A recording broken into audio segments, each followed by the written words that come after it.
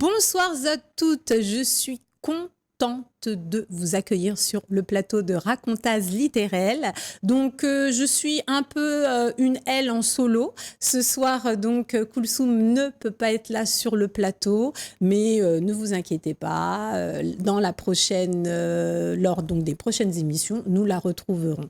Donc, ce soir, sur mon bateau littéraire, je vous invite donc à voyager dans des contrées lointaines. Hein.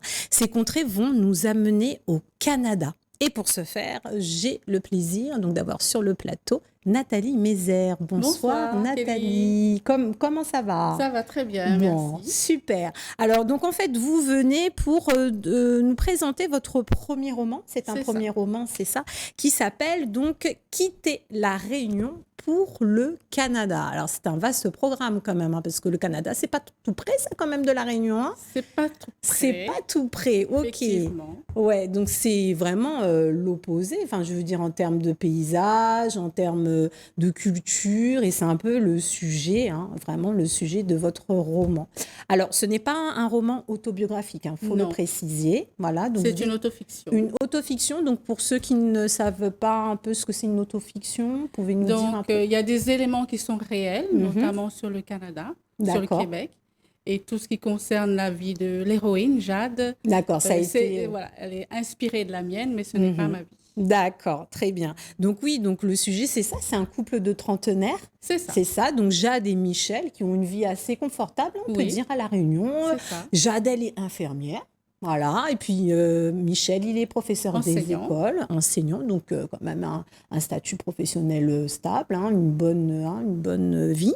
Et puis Michel, il a toujours eu cette envie d'aller s'installer au Canada. C'est ça. Et donc Jade décide de suivre donc son mari. Et donc de là commence le parcours du combattant. Exactement. Moi j'ai envie de dire c'est un parcours du combattant. C'est vraiment ça. C'est vraiment ça, hein. Je veux dire, on n'est pas dans les poncifs d'un voyage fantasmé. Enfin, on est vraiment dans voilà. Tout ce qui est administratif, tout ce qui est prise de tête, on peut le dire, tout ce qui est remise en question, tout ce qui est... Enfin, je veux dire, on découvre vraiment donc, le récit à travers donc, le personnage de Jade. Hein, parce que Michel, il n'intervient pas. Non, c'est la vie de Jade. C'est la vie de Jade. Hein, c'est vraiment à travers les yeux de Jade. D'accord. Donc, juste avant, j'aimerais savoir pourquoi le choix de ce roman en auto-édition. C'est ça? C'est une auto-édition? Oui, c'est une auto-édition. Donc, pourquoi ce choix-là? Déjà, quand j'ai écrit ce livre, j'étais au Québec et il me restait peu de temps avant de revenir à La Réunion. D'accord. Donc, j'ai dû l'achever là-bas pour pouvoir rentrer sereinement ici. D'accord. Donc, je l'ai mis en auto-édition. D'accord. Et donc, vous avez fait une réédition de ce roman-là, c'est ça, en 2023, donc là, cette année? En 2022. En 2022, d'accord. Autant pour moi. Et donc, ça a été transcrit en braille. Oui. C'est ça. Alors, pourquoi ce choix du braille? Vous voulez toucher un public un peu plus, je sais pas, vaste, ouais, plus large? Ça s'est fait naturellement, en fait. D'accord. Donc, je me suis rendue à la médiathèque de Sainte-Marie pour faire une séance de dédicace. Et là, on m'a proposé gentiment si je voulais transcrire mon livre en braille. D'accord. Et de rencontrer le public non-voyant, malvoyant. D'accord. J'ai accepté et ça a été une très, très belle expérience. D'accord. C'est-à-dire qu'ils ont adhéré à ce récit de vie, hein, c'est vraiment ça. Ce cahier de bord. C'est vraiment ça, parce que c'est détaillé, hein, de décembre, janvier, enfin, on suit vraiment... Oui. Ouais. Voilà, donc j'ai essayé de faire quelque chose de logique. Donc, comme j'ai commencé l'histoire en 2003, donc j'ai essayé de faire en sorte qu'il y ait une progression. Ouais, une chronologie. Et une chronologie, voilà. Et donc, c'est pour ça que c'est écrit sous forme de récit. Et en même temps, sous forme d'anecdote. Comme ça, on peut prendre le livre dans n'importe quel sens, en fonction de ce qu'on a besoin comme élément de réponse. D'accord. Donc, il y a cette volonté quand même, je dirais, documentaire finalement. Oui, c'est-à-dire qu'on n'est pas obligé de suivre tout le récit. On peut se dire, ah bah là, c'est une thématique qui me plaît un peu plus. Et donc, je peux prendre voilà, cette page-là, ce chapitre-là, et puis après peut-être revenir à le micro, à quelque chose donc d'un peu plus romancé. Voilà, c'est cette volonté documentaire. Et pourquoi cette volonté documentaire au niveau de votre roman? C'était quoi en fait le but, l'objectif? Alors, lorsque j'étais là-bas, pendant à peu près 2 ans, que ce soit mes amis ou la famille ou les connaissances, tout le monde me posait la même question. C'est comment le Canada? C'est comment le Québec? Et puis, j'avais aussi mes amis et mes connaissances du Québec qui me demandaient qu'est-ce que tu penses de notre province? Donc, à un moment donné, au bout de plusieurs années, on en a un petit peu assez de se répéter. Donc, je me suis dit, bon, et comme moi, je prends des notes de tout et surtout, je me suis dit, il est temps de sortir ces notes et d'essayer d'en faire un livre. Et voilà, donc c'est ce que j'ai fait. Donc, c'était pour répondre à toutes ces personnes. D'accord, ouais, cette volonté en fait de service finalement, de répondre aux interrogations des gens. Voilà. Par rapport donc. Alors, j'ai vu en fait dans le roman qu'on ne disait pas au Québec mais à Québec. C'est ça ou c'est l'inverse? Je me suis peut-être trompée. Alors, il y a Québec, la ville. Voilà, c'était ça la distinction. Oui. Et il y a Québec, la province. Voilà, la province. Voilà, donc, c'est deux choses différentes. Oui, oui, c'est ce qu'il y avait. Voilà. Alors, donc, on va revenir un peu sur donc, la thématique du roman. Alors, moi, ce qui m'a un peu impressionnée, c'est toutes les démarches administratives quand même.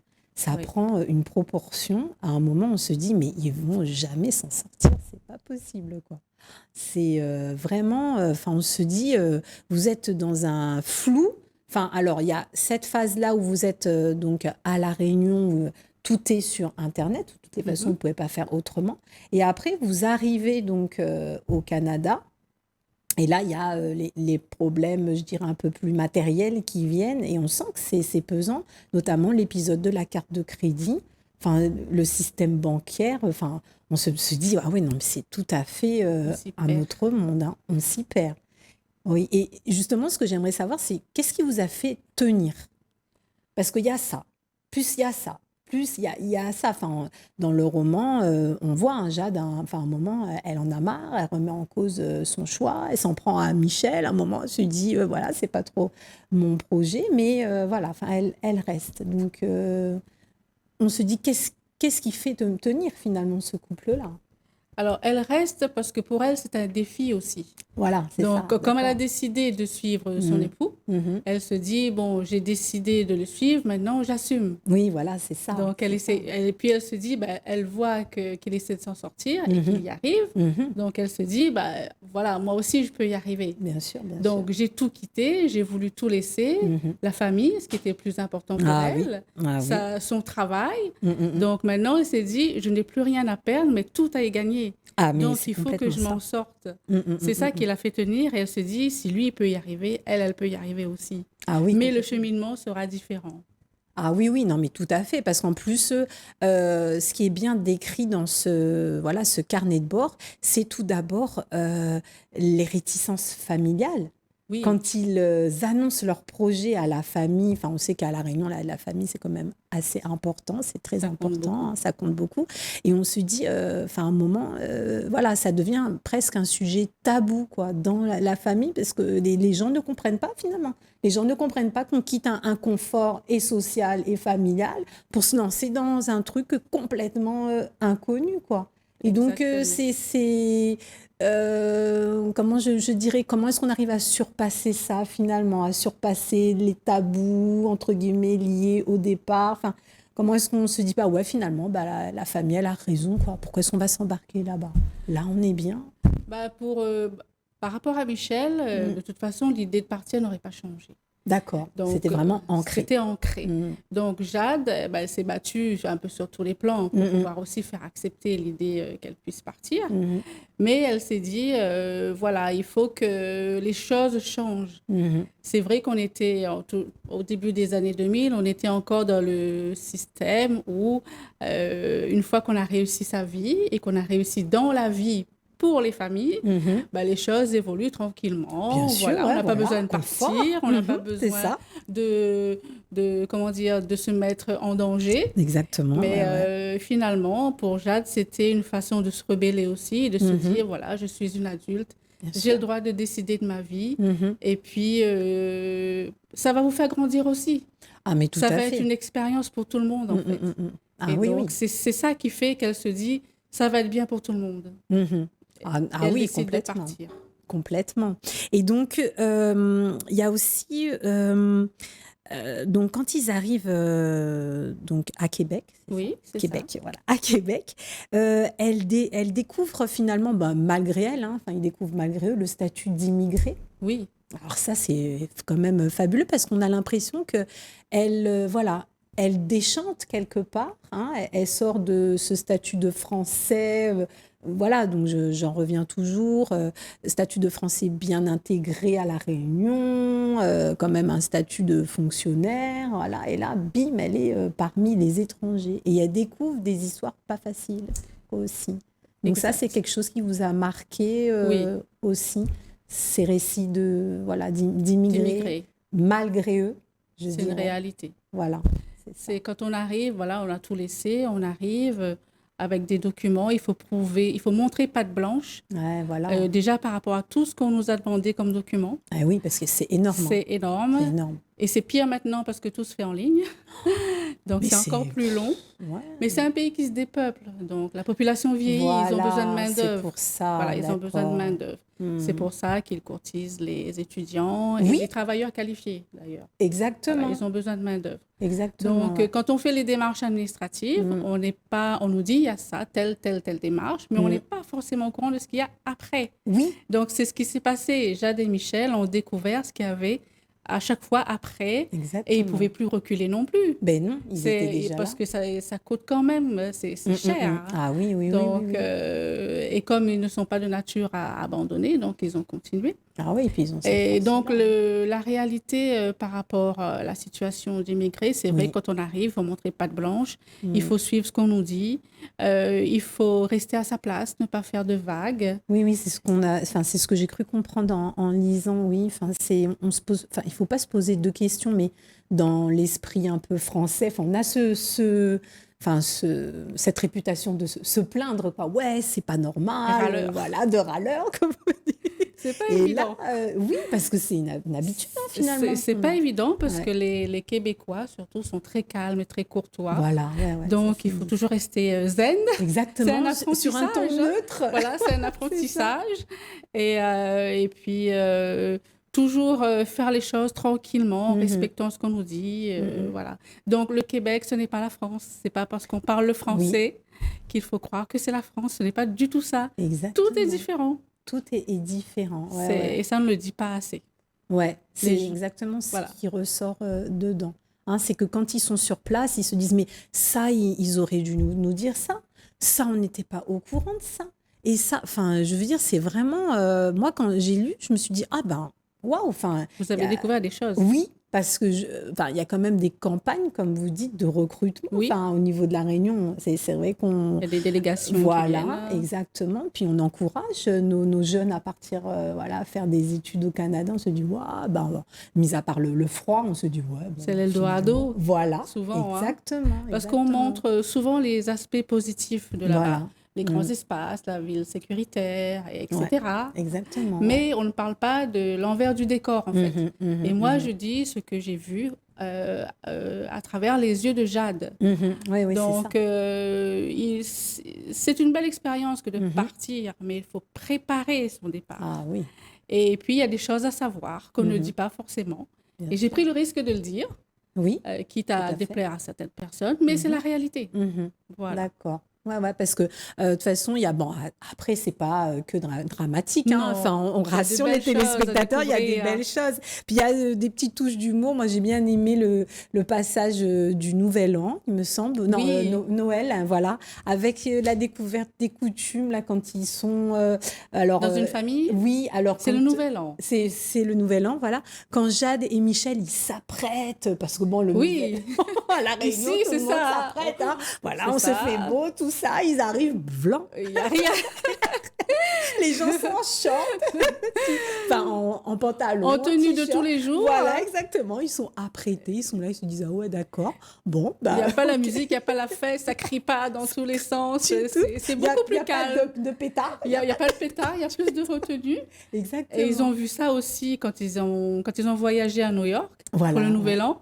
Donc, ils s'attendaient, comme ils étaient à Times Square, que ça parte dans tous les sens. C'est ça. Mais ça a été d'une froideur. Mais c'est ça. Mais les images qu'on a de Times Square ou de New York, enfin, nous, ce qu'on a comme image, c'est le fameux décompte et puis les gens qui crient. Enfin, on a ça. Aux alentours de Times Square. Mais après, plus on s'éloigne, même s'il y a énormément de monde, il n'y a pas cette cohue, là, les gens s'embrassent, on se saute dans les bras et tout. Il n'y a pas tout ça, cette chaleur-là. Cette chaleur humaine. Il n'y a pas tout ça.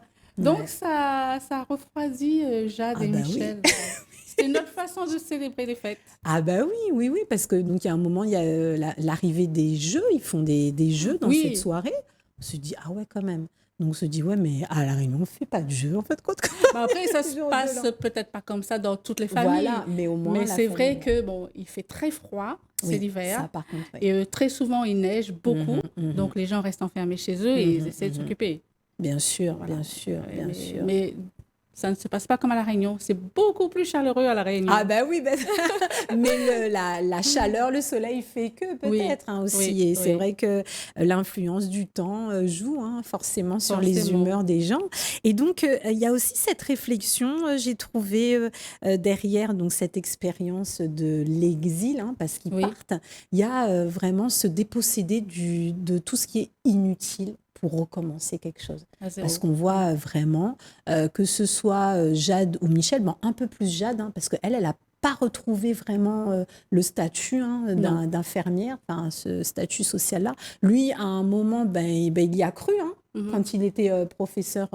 Mais bon, ça ne s'est pas passé comme il le voulait. Il a déchanté à ce niveau-là. Mais Jade, elle a quand même expérimenté un travail qui n'était pas du tout dans son secteur. Et puis, elle a renoué avec l'art.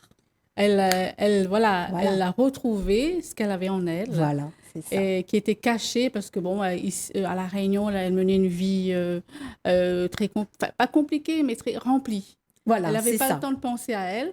Et là, comme elle était face à elle-même, elle n'arrêtait pas de se remettre en question. Elle s'est dit, il faut que je fasse quelque chose. Et puis au moment où elle a décidé de lâcher prise, c'est là que tout est revenu. Elle savait ce qu'elle avait envie de faire de sa vie. Et donc là, elle part en fait sur autre chose. Donc voilà, elle dit qu'elle renoue, qu'elle se retrouve finalement à travers la peinture, à travers l'art, une espèce de renaissance. Voilà, ça c'était intéressant à ce niveau-là, cette réflexion sur essayer de se recentrer sur soi. Voilà. C'est très important. Ça lui a permis de retrouver de prendre conscience de son identité, comme elle était loin de La Réunion, de ses valeurs, de sa culture, de ses racines.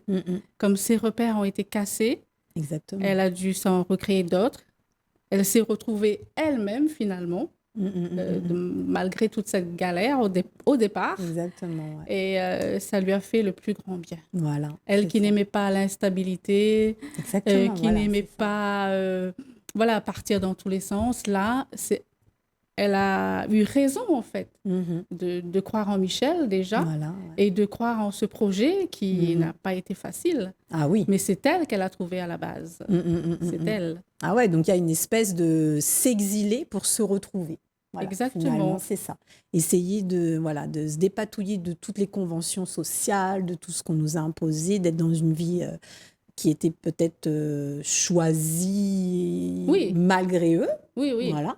Parce que la société fait que, puis peut-être les conventions familiales, on fait pour se retrouver démunis, mais dans le bon sens. C'est ça, ils étaient rentrés dans un moule, en fait. Voilà, faire comme tout le monde. On fait les choses comme tout le monde, on avance comme tout le monde. Et là, ils se sont posés, ils se sont dit, non, pourquoi on fait ça? C'est pas nous, ça. Nous, on est comme ça, on est comme ça. Et puis apprendre à connaître ses limites, apprendre à dire non. Oui. Chose qui n'est pas facile. Ça, c'est pas facile. Ce n'est pas facile. À La Réunion, le non, on ne sait pas trop dire. Apprendre à dire non, connaître ses limites, c'est très, très important. Exactement. Et puis se laisser porter par la vie aussi, parfois. Voilà, faire confiance. Faire confiance à la vie. Parfois, elle est chamboulée, malgré nous, mais il faut faire confiance à la vie. Et on peut retrouver parfois un ordre différent, mais un nouvel ordre. Voilà, puis s'adapter finalement. S'adapter. Accepter que l'adaptation fait partie de ce cheminement de vie, quoi, finalement. Voilà. C'est ça. Puis on peut faire les choses différemment. Voilà. Et c'est ce qui a sauvé Jade. Ah oui. Et elle a eu raison. Ah oui, oui, oui. Ça, c'est sûr. Donc, alors, Nathalie, est-ce qu'il y a d'autres projets en cours? Est-ce qu'il y aurait une suite? Est-ce qu'il y aurait, où il y a, je ne sais pas, un roman en gestation sur autre chose? Est-ce qu'il y a des Pour projets? l'instant, non. Non? Il y a des idées comme ça qui me viennent, mais peut-être sur un autre sujet. D'accord. Mais pour l'instant, non. D'accord. Et comme ce sujet est toujours d'actualité, on n'arrête pas de me poser des questions, de me relancer. Bien sûr. Voilà, comme il y a une centaine de jeunes qui partent tous les ans au Québec, même si ce livre est prioritairement destiné aux futurs résidents permanents, c'est-à-dire aux personnes qui partent par leurs propres moyens, parce que ce sont deux démarches totalement différentes, qu'ils soient étudiants ou pas. Ça leur donne quand même une idée du pays. Ah oui. Et donc, le sujet est toujours d'actualité, même si je ne m'y attendais pas. Ah bah non, moi je vous dis, franchement, j'ai découvert des choses. Je me suis dit, carrément, voilà. Alors, on demande à nos invités de venir avec un objet qui les caractérise ou qu'ils ont souhaité nous présenter. Donc, quel est votre objet? Alors, moi, c'est un carnet de notes. J'en ai plusieurs parce que j'écris tout, partout, tout le temps. D'accord.